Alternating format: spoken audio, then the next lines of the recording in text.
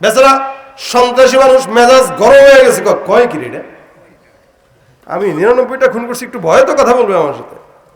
সাথে ছিল ছুরি, চিন্তা করলো 99টা করছি, তোর মতো শয়তান রাখার দরকার নাই, যার কাছে মাফ নাই।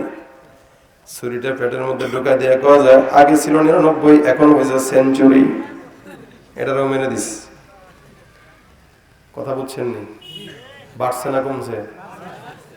এবার আল্লাহর কাছে ডাক দেয়া, বলে আল্লাহ 99টা ছিল, ভালো ছিল, একটা বাড়ছে, 100টা হয়ে গেছে। মালিক,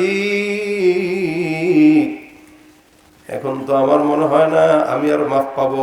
হাঁটতে হাঁটতে তাকায় দেখে আরেকজন আলেম দেখা যায়।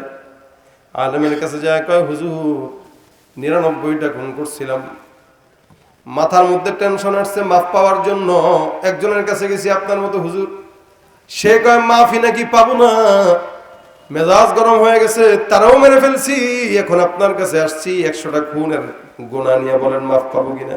হুজুর কয় টেনশনের কারণ নাই, মাফ 100% নিশ্চিত।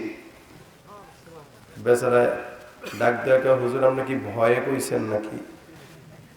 কথা কয় না, ভয়ে কইছেন নাকি? কিসের ভয়? কয় যে একটারে মারছি। বেটা কিসের ভয়, খুন করছো কয়টা? বলে 100টা। কোন ইমানদার যদি 100টা কেন 1,00,000টাও খুন করে আমার মাওলার কাছে মাফ চায়, বান্দার গুনাহ যেখানে শেষ, আমার মাওলার দয়া শুরু। তুমি পারো করতে মোচন অভাব দুঃখী লোকের, তুমি পরম মুক্তি দাতা মালিকে জগতের, তুমি পারো করতে মোচন অভাব দুঃখী লোকের, তুমি পরম মুক্তি দাতা মালিকে জগতের, তোমার কাছে চাই যে পানা আমরা প্রতিদিন,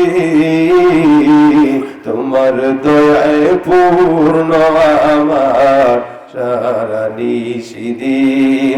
আল্লাহ তুমি দয়ার সাগর, আল্লাহ তুমি দয়ার সাগর, রহমানুর রহিম, তোমার দয়ায় পূর্ণ আমার সারা নিশিদিন।